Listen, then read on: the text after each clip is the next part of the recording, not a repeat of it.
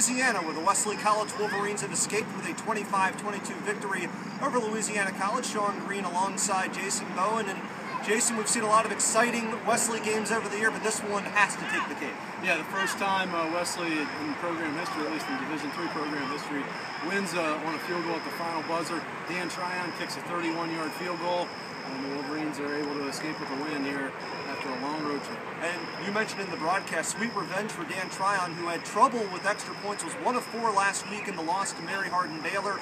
This time 31 yards off the left hash mark, and it was right through the uprights. Yeah, and you got to feel good for Dan. You know, part of that's been he's playing hurt right now. That's why he hasn't been kicking off this year. And you know, I talked to him before the game. He said, "I'm just trying to get it through the uprights," and he sure did that tonight.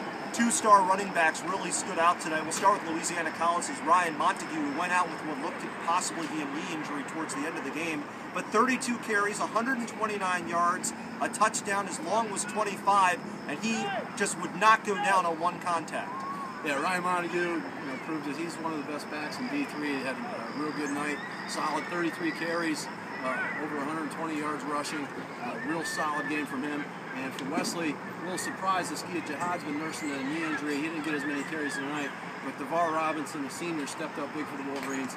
He led all rushers with 142 yards. And Justin Sotomayor, who connects with Matt Barilli on the tying touchdown pass and then the 2-point conversion, Steve Cadosu, in the final minutes, or the final 9:18 of the ball game, finishes 19 of 33, had 3 interceptions in the ball game, but when he had to step up, he made the plays. Yeah, Sotomayor struggled a little bit at times through 3 picks, but was able to settle down. You know, he's a cool customer. He didn't let it bother him, and he led the Wolverines to a win in the 4th quarter.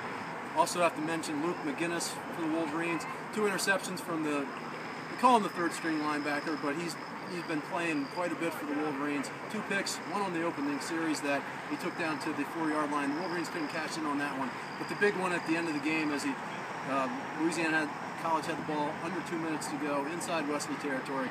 He makes the pickoff on a 2nd down pass, returns it into the territory of the Wildcats. Actually fumbled at Dwayne Glass, jumped on it, and then from there the Wolverines were able to drive into field goal range for triumph. So what does it mean? Wesley, the 6th-ranked team in the country in D3Football.com's poll, improves to 3-1, 2-1 in the American Southwest Conference, if you will, while Louisiana College loses its first Division III game of the year. They're now 2-1. They'll take on Mary Hardin-Baylor in 2 weeks. Wesley is off this upcoming week, and they'll invite in number 13 Birmingham Southern for a game at Wolverine Stadium and Dr. Miller Stadium 2 weeks from Saturday. You can hear that game here on WDEL. Again, our final score from Pineville, Louisiana. The Wesley College Wolverines defeat Louisiana College 25-22. For Jason Bowen, my name is Sean Greene, and we hope to see this on D3Football.com.